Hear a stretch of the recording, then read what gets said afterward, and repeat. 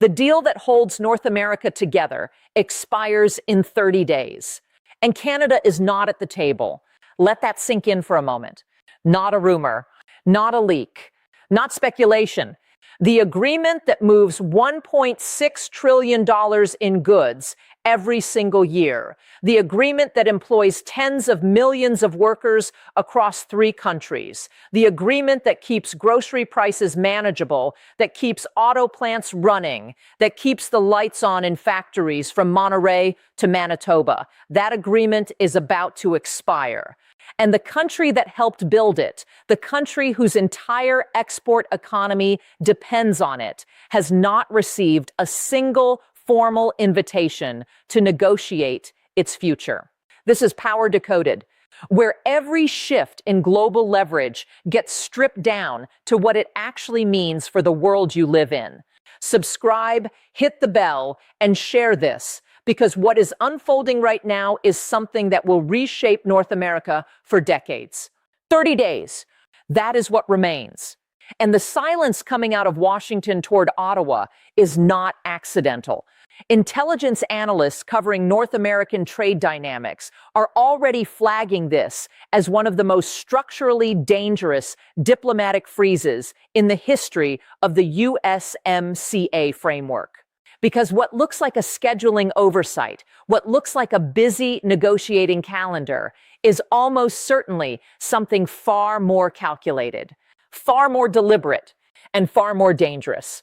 The USMCA, the United States-Mexico-Canada Agreement, was designed as a replacement for NAFTA, the old North American Free Trade Agreement that governed continental commerce for over 2 decades.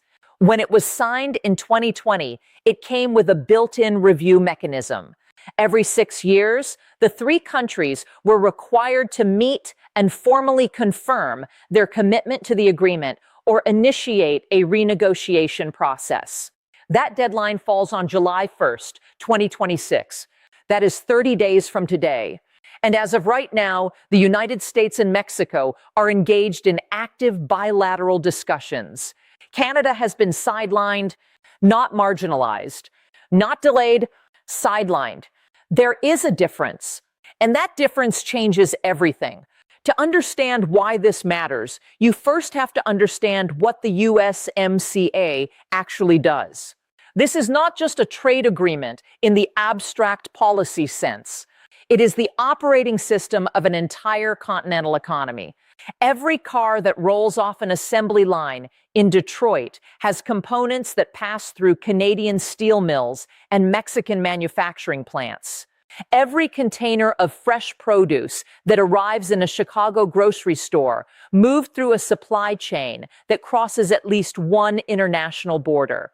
Every pharmaceutical ingredient, every aerospace component, every piece of electronics that goes into a North American product touches this agreement at some point in its journey. $1.6 trillion a year. That is not a number. That is a way of life. That is millions of jobs. That is the price of food. That is the stability of the most economically integrated region on the planet. And that stability is now, without exaggeration, in question. But that is not the real problem. The real problem is what happens next, and none of the options are good. Military analysts and strategic economists have a term for what the United States appears to be doing right now. They call it coercive sequencing. It is a pressure tactic as old as diplomacy itself. You negotiate with the weaker or more pliable partner first. You lock in favorable terms. Then you present the harder partner with a binary choice: accept what has already been agreed or face the consequences of holding out alone. Washington is not ignoring Canada out of incompetence. Washington is, by most credible assessments, deliberately constructing a situation where Canada arrives at the negotiating table after the terms have already been shaped by a US-Mexico bilateral framework. Canada would then face a fundamental question: sign on to terms you had no hand in creating, or risk watching the agreement collapse entirely. This is where things get worse. Canada's leverage in any USMCA renegotiation is substantial, but it is not unlimited. The Canadian economy is deeply, structurally dependent on American trade. Roughly 75 to 80% of all Canadian exports go to the United States. That is not a partnership. That is a dependency. And Washington knows it. When one partner in a trade relationship buys nearly 4 out of every 5 units the other partner sells, the power dynamic is not balanced. It never was. What the USMCA framework did was provide Canada with a legal architecture, a dispute resolution mechanism, and a set of rules that constrained how aggressively the larger partner could exploit that imbalance. Those rules are precisely what is now being negotiated, and Canada is not in the room. The reality is that from a pure leverage standpoint, the United States holds most of the cards. Mexico holds some critical ones, particularly in the energy and manufacturing sectors, where nearshoring trends have made Mexican industrial capacity increasingly indispensable to American supply chains. Canada's strongest cards are energy, critical minerals, and the shared border infrastructure that makes continental logistics function. But cards you cannot play because you are not at the table are not really cards at all. And this is where things get worse in a way that most analysts are not yet fully articulating. The USMCA's review mechanism was not designed to be a simple renewal. If the parties cannot reach a unanimous agreement to confirm the deal, the entire agreement does not simply expire and vanish. What happens instead is that a cycle of annual reviews is triggered, a process that could last up to 10 years. 10 years of annual renegotiation uncertainty. 10 years of business investment decisions being made in the shadow of potential trade framework collapse. 10 years of capital sitting on the sidelines, waiting to see whether the rules of the game will change before the next fiscal year. Business leaders on all 3 sides of this equation are not merely concerned about this outcome. They are alarmed. The word you are hearing from boardrooms in Toronto, in Detroit, in Monterey is chaos, not disruption, chaos. Because what investors fear more than bad rules is uncertain rules. You can model around a tariff. You can adapt to a quota system. You can restructure a supply chain around a new regulatory regime. What you cannot model around is not knowing what the rules will be. That uncertainty does not just reduce economic activity, it freezes it. And a frozen North American economy in the current global context is not just bad for North America. It is destabilizing for the global trading system. But the real issue is something deeper still. Something that goes beyond the negotiating table and into the strategic architecture of the Western alliance itself. Canada is a G7 nation. It is a NATO founding member. It is one of the Five Eyes intelligence partners. It is, by virtually any measure, one of America's closest and most historically loyal allies. The deliberate exclusion of a nation with that profile from a critical trade renegotiation is not merely an economic signal. It is a geopolitical signal. It tells every American ally, from London to Tokyo, from Canberra to Berlin, that proximity and loyalty no longer provide the protection they once did. That the transactional logic of power is now operating at a level of bluntness that the post-World War II international order was specifically designed to avoid. Intelligence reports suggest that allied foreign ministries are watching this situation with a level of alarm that is not being publicly reflected in their diplomatic statements because no one wants to be next.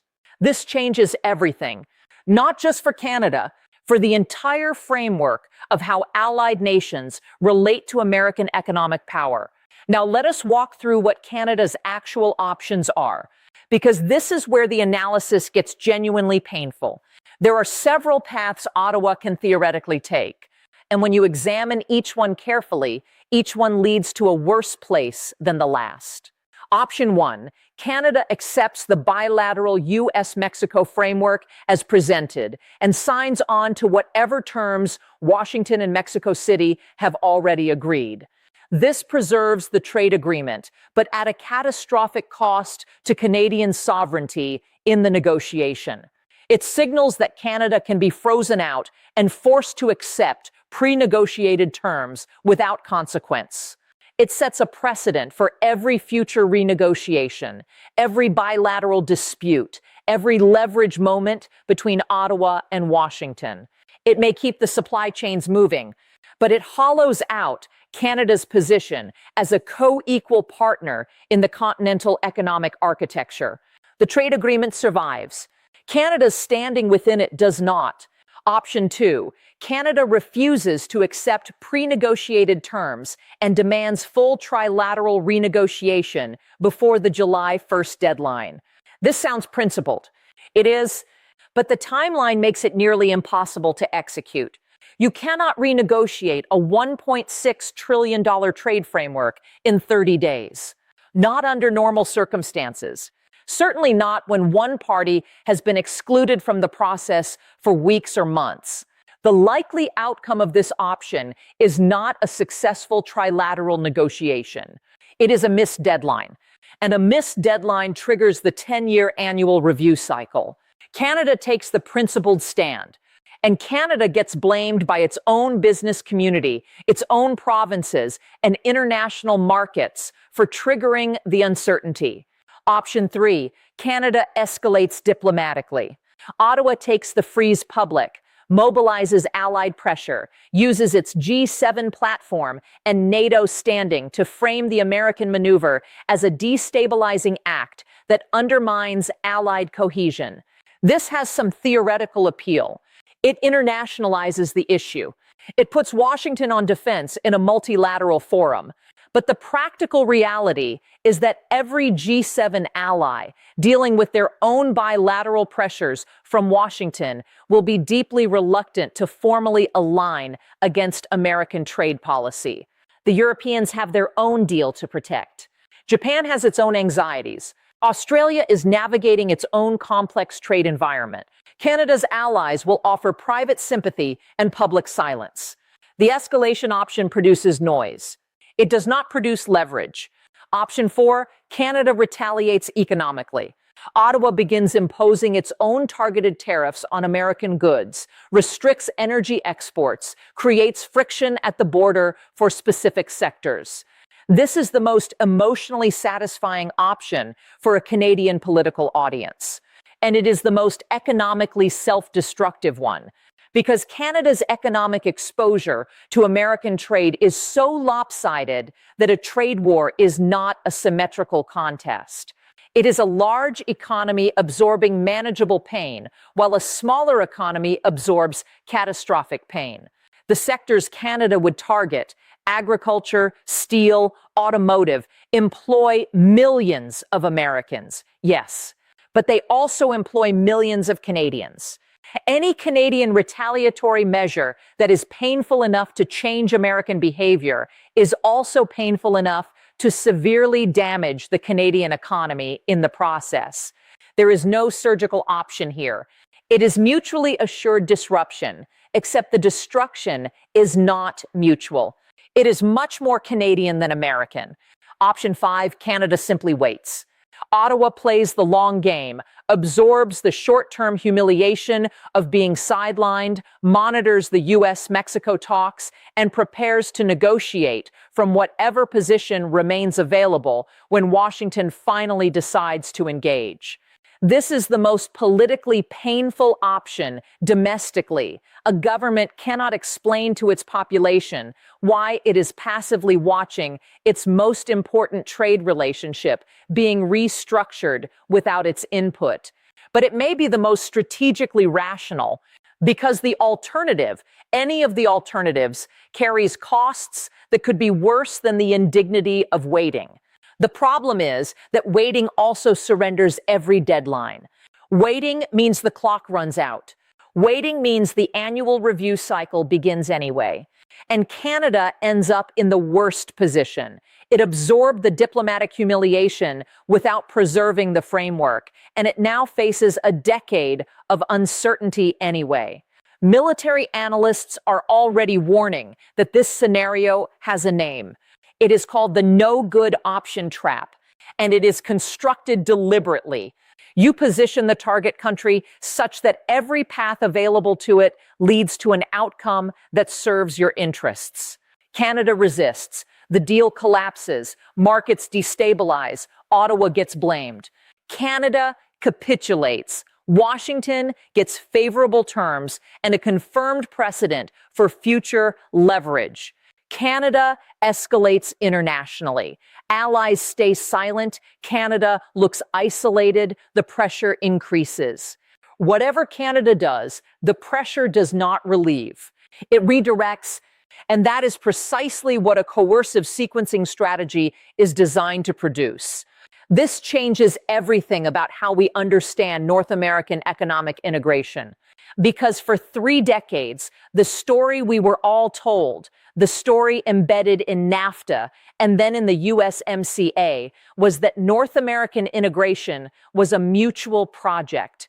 That 3 sovereign nations had decided in their collective interest to build a shared economic space governed by transparent rules and fair dispute mechanisms.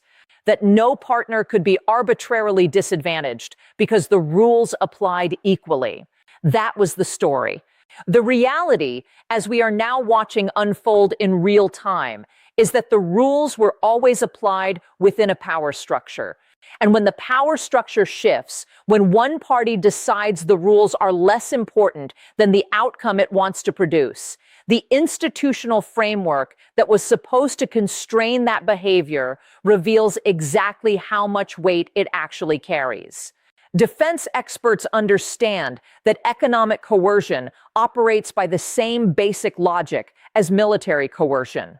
You do not have to actually destroy someone's army to achieve strategic outcomes. You only have to make it clear, convincingly, that the cost of resistance exceeds the cost of compliance. Washington does not need to formally collapse the USMCA to get what it wants from Ottawa. It only needs Canada to believe that resistance is more costly than capitulation. The sidelining is the signal. The deadline is the weapon. The uncertainty is the pressure. And the stakes here extend well beyond any single country's trade balance. If the USMCA framework collapses or is fundamentally restructured in a way that institutionalizes asymmetric power rather than constraining it, the implications reach into every bilateral trade relationship in the world. Because every country watching this unfold is recalibrating its own risk assessment. If Canada, an English-speaking G7 democracy, a nuclear alliance partner, a country that shares the world's longest undefended border with the United States, can be frozen out of a critical negotiation about its own economic future, what does that mean for countries with less leverage, less history, less cultural alignment? What does it mean for the multilateral trading system that American leadership largely built and maintained for 80 years? The truth is that we are watching in this USMCA renegotiation a preview of what transactional power looks like when it operates without the constraints of institutional loyalty. And what it looks like is this: 30 days to the deadline, $1.6 trillion in uncertainty, a G7 ally waiting by the phone, and a trade framework that was supposed to be a model for the world quietly coming apart at its seams. The chain reaction this could trigger is not theoretical. Auto sector analysts in Windsor, Ontario, have already begun contingency modeling for a scenario in which USMCA rules of origin requirements, the provisions that determine how much North American content a vehicle must contain to qualify for zero tariffs, are fundamentally altered in a US-Mexico bilateral deal that Canada then has to accept or reject as a package. If Canada rejects those terms and the annual review cycle begins, auto manufacturers operating plants on both sides of the US-Canada border face a compliance nightmare. Vehicles that were designed, sourced, and priced under one regulatory framework suddenly exist in a world where the framework is unknown for the next fiscal year. And the year after that, and the year after that, you do not keep running a $30 billion manufacturing operation on that kind of uncertainty. You make contingency plans. You shift investment. You begin building the supply chain resilience that protects you from the uncertainty. And that resilience building is itself a cost. It is a cost paid not in tariffs, but in foregone investment, in relocated jobs, in economic activity that leaves Canada and does not return. Intelligence reports suggest that the economic damage from even 1 or 2 years of USMCA uncertainty, regardless of whether the deal ultimately survives, would be measured not in billions, but in hundreds of billions of dollars in lost investment and foregone GDP growth across all 3 economies.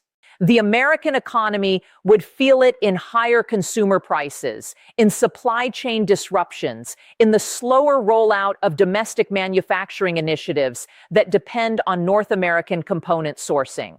The Mexican economy would feel it in the disruption of nearshoring momentum that has been one of its most powerful economic tailwinds.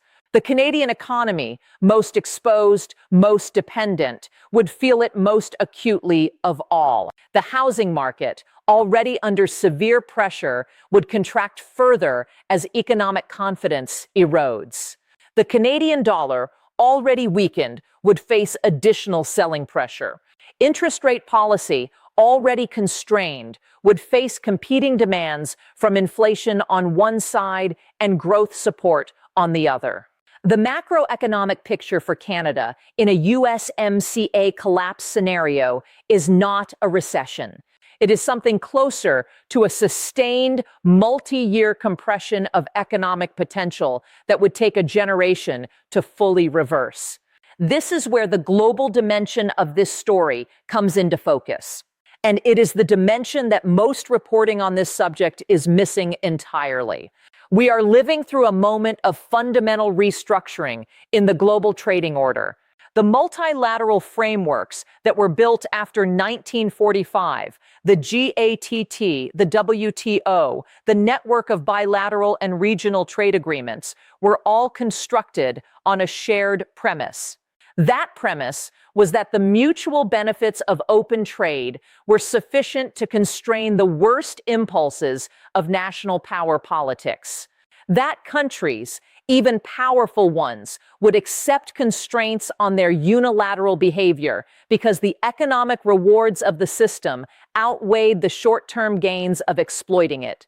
For 80 years, that premise held imperfectly, unevenly, but it held. What we are watching right now in North America is a direct challenge to that premise. Not from an adversarial power, not from a revisionist state seeking to overturn the American-led order, from within the order itself, from the country that built it. And that is what makes this moment genuinely unprecedented. Every previous stress test of the multilateral trading system came from outside its core. The USMCA crisis is a stress test from within the core. It asks a question that the architects of the post-war order never had to answer. What happens when the system's guarantor decides that the system's rules are optional? Defense analysts and strategic economists do not yet have a consensus answer to that question. What they do have is a set of early indicators. And those indicators suggest that allied nations are already beginning to hedge. They are deepening trade relationships with each other in ways that do not depend on American participation or American goodwill. They are negotiating their own frameworks, their own currency arrangements, their own supply chain architectures that reduce exposure to American leverage. This is not anti-Americanism. It is risk management. And the acceleration of that risk management, triggered in part by what is happening to Canada right now, represents a long-term structural erosion of the American-led trading order that no single policy reversal can fully undo. So what actually happens in the next 30 days? The honest answer is that nobody knows. And that uncertainty is itself part of the problem.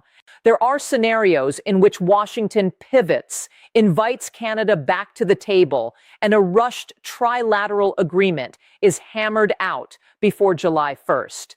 There are scenarios in which a technical extension is agreed, buying time for fuller negotiations. There are scenarios in which the deadline passes without agreement, the annual review cycle begins, and the long, slow emergency of North American trade uncertainty becomes the new normal. And there are scenarios in which the situation deteriorates faster than any of the models predict, because complex interconnected systems do not always fail gradually. Sometimes they fail all at once. What every serious analyst agrees on is this: the fact that we are 30 days from a deadline on a $1.6 trillion trade framework with one of the three parties not formally engaged in negotiations is not a normal state of affairs. It is not a manageable delay. It is a structural failure in the diplomatic process that, regardless of how the immediate crisis resolves, leaves a permanent mark on the relationship between Canada and the United States and on the international trading order more broadly. And that mark does not fade easily. Military analysts are already warning that the downstream effects of this moment will be felt in arenas far removed from trade policy. In security cooperation, in intelligence sharing, in joint military exercises, in the institutional trust that allows allied nations to make long-term commitments to each other. Because trust between nations is not compartmentalized. When it erodes in one domain, it bleeds into others. Canada's political leadership, regardless of party affiliation, will emerge from this experience with a fundamentally altered perception of American reliability as a partner. That altered perception will inform decisions made over the next decade in ways that are impossible to fully predict, but entirely possible to anticipate in their direction. The balance of power in North America has shifted, not because of a military event, not because of an election, not because of a crisis that emerged suddenly from outside the system, but because of a deliberate strategic choice to use economic architecture as a tool of coercive leverage against a nominal ally. And that choice, however it resolves in the short term, changes the nature of the relationship permanently. This changes everything. And you have 30 days to watch it happen in real time. Ask yourself 3 questions before this video ends. What does it mean for the global trading order when its architect decides that the rules it built are optional? What does it mean for Canada and for every other American ally when proximity and loyalty no longer provide protection from economic coercion? And what comes after the $1.6 trillion framework collapses, not just for North America, but for the world that was built around the assumption that it never would? The answers to those questions are not written yet, but they are being written right now. In the next 30 days, if this analysis opens something up for you, share it. The conversation happening in boardrooms and foreign ministries right now needs to reach the people it actually affects. That means you,